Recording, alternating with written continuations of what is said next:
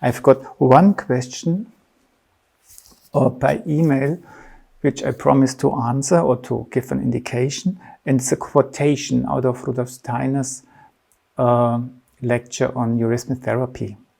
And Rudolf Steiner says, as these forms, the eurythmy gestures, however, if they are intended to bring results as a curative eurythmy, must be combined with a distinct perception of the muscle system involved.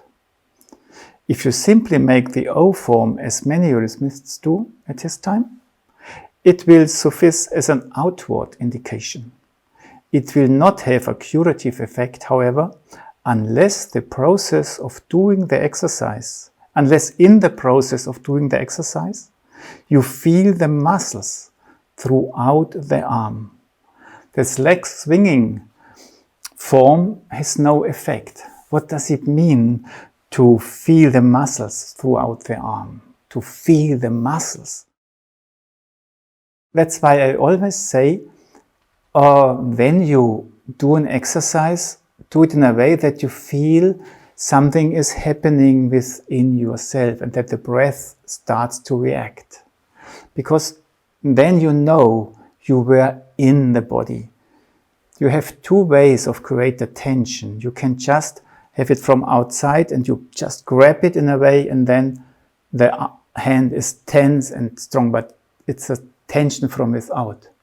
But you can also feel into your body and in a way let your muscles grow from within. You just and this also can create the tension like of a balloon, which is growing, expanding, but it creates a tension around it.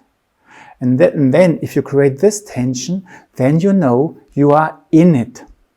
And if you create this tension, you already see it, I do it here, but it affects the whole body.